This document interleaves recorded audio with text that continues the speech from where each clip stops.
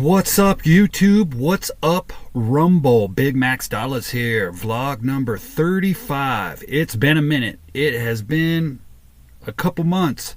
And as you might know, or as you probably know, if you watch my vlog, I've been going through it. Still going through it. This vlog right here is about car troubles lately.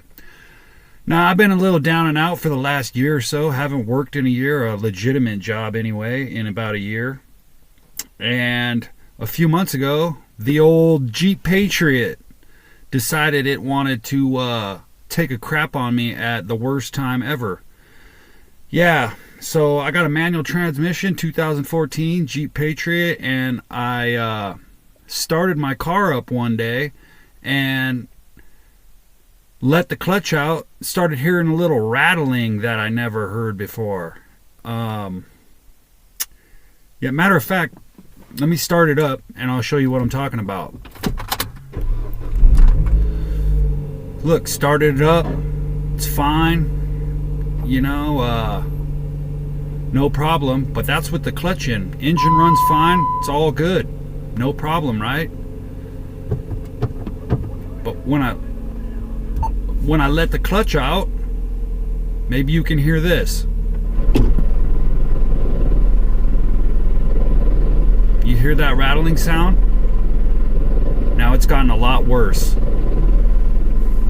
So anyway, don't want to listen to that the whole friggin' time. Yeah, I let the clutch out and it wasn't that bad at first, right? I'm like, ooh, that's new. So I was like, oh, that sounds really bad. Probably something with the transmission, since it has to do with, you know, as soon as I let the clutch out. It's like, I'm great. Not only am I broke as hell, but also now I have this car problem issue that I really, really didn't need to have. So I took it to a mechanic. I'm not going to name the mechanic because I'm not a big fan, but local mechanic down in Hesperia, California. And take it down. Let them know what I'm hearing. They're like, oh, okay, cool, we'll check it out. And after I dropped it off, I came back and I did what anybody would do. I asked ChatGPT, yo, what's going on with my car, man? I'm hearing this little noise every time I let the clutch out. It's like, oh, it could be a possible input shaft bearing. And if you're a mechanic at all, you know anything about cars, it's like a thing that holds your stuff in place so it can change gears, right, and all kinds of cool stuff. So I was like, oh, cool. So I actually hit the people up. I think I told them when I dropped it off, hey, it might be a bad input shaft bearing. Oh, okay, cool, we'll check it out. You know, a few days later, they're like, okay, cool, yeah, we figured out what the deal was. Yeah, it was a bad clutch, which I thought was odd because I didn't have any really problems like shifting or anything like that. I was like, oh, okay, cool, bad clutch, whatever. They fix it. $2,000 later, $2,000 that I didn't have. They're like, okay, we got your car all fixed up, man. It's going to be $2,000. Go ahead and come pick it up. All right, whatever, figure it out. Put it on a credit card. Go down. You know, they leave it for me because it's a weekend and they're not open, so they just leave my car for me with like the keys or whatever inside of it. I'm like, all right, cool. Go down there, pick it up, let the clutch out, so start it up, let the clutch out. Noise is still there. So I'm like, oh, cool, $2,000, and you didn't fix the problem. So I go back and forth with them. Hey, man, that noise is still there, blah, blah, blah. And they're like, well, you needed a new clutch anyway. I'm like, yeah, that's possible, but I was paying you to fix this noise, and it's still there, and I have $2,000 less dollars.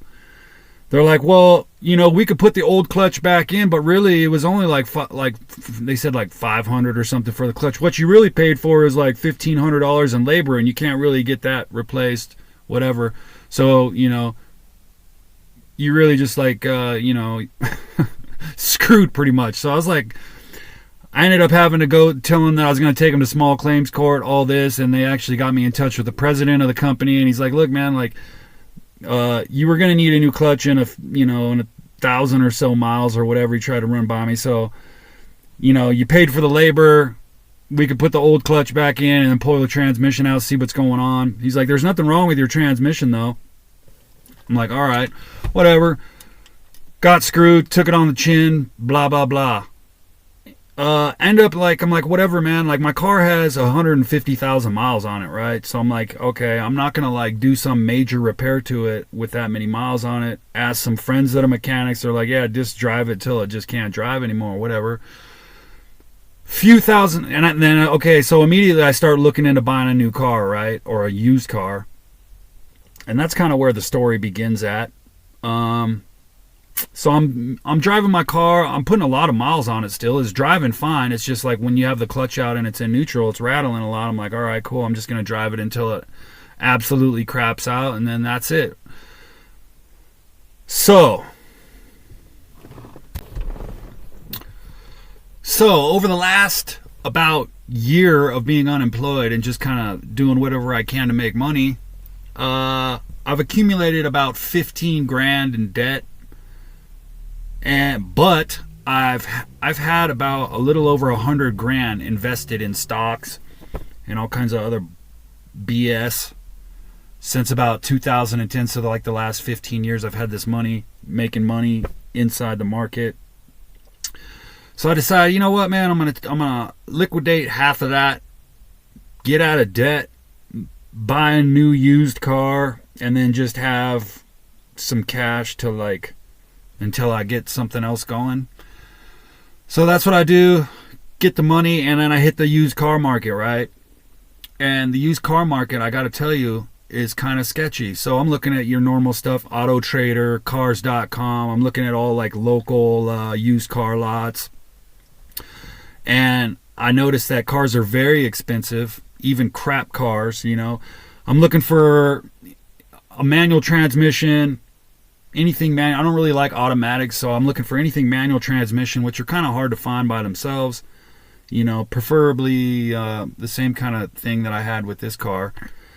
And everything's really expensive. Unless you get something over like 100,000 miles on it, you're going to be paying like, right around 10 grand. So I'm looking to like drop like 10 grand on a car.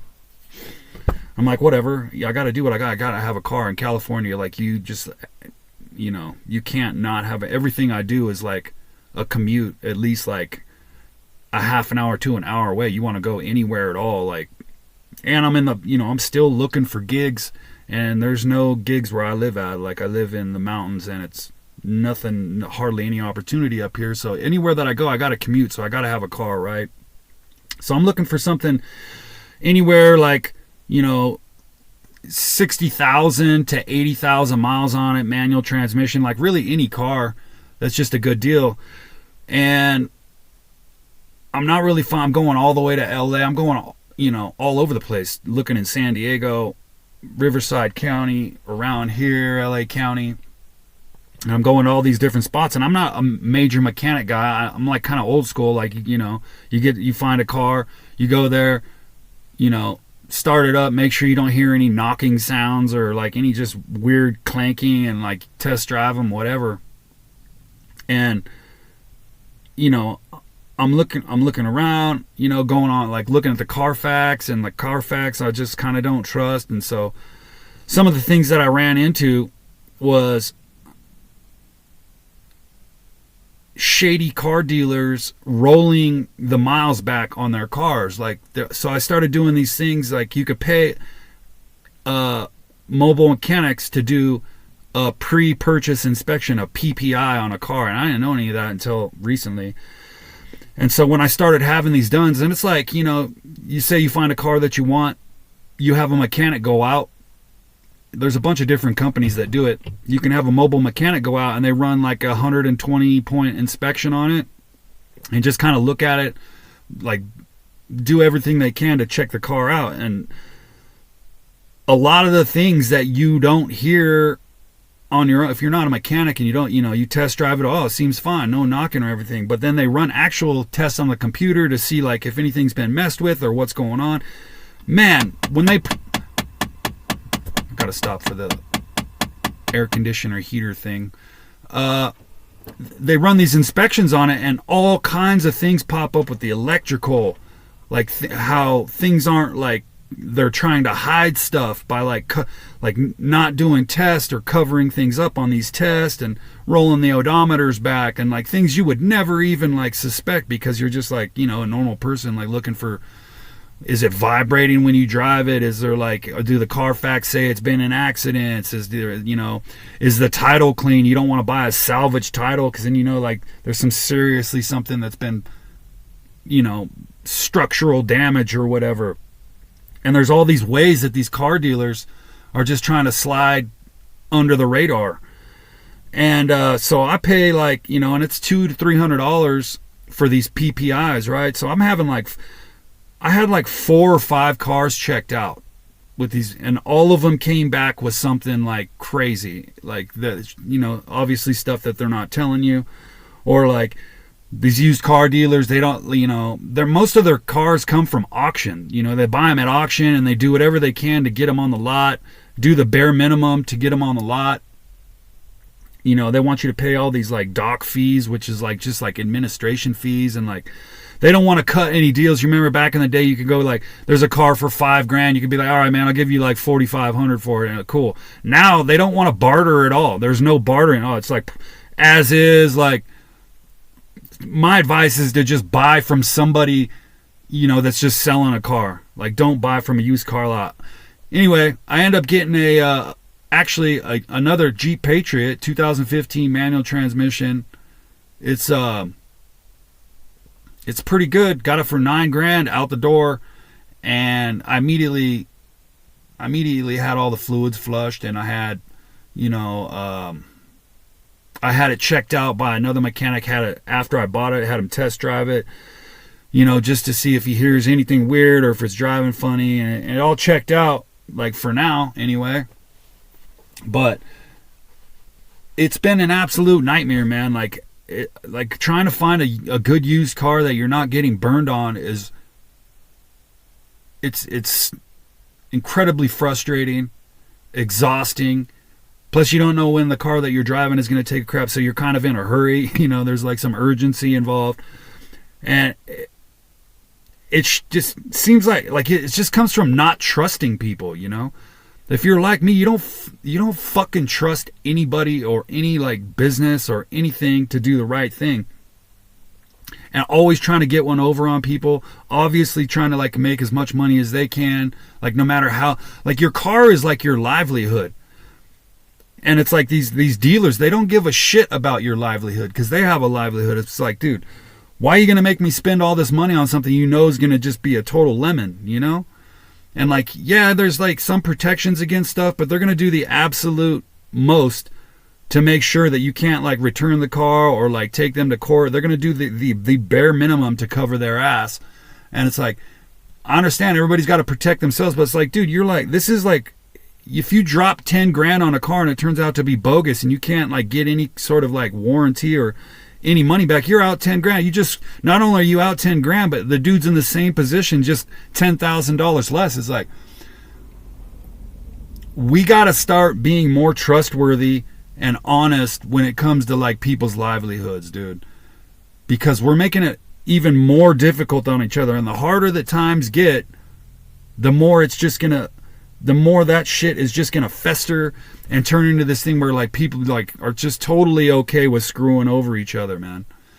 And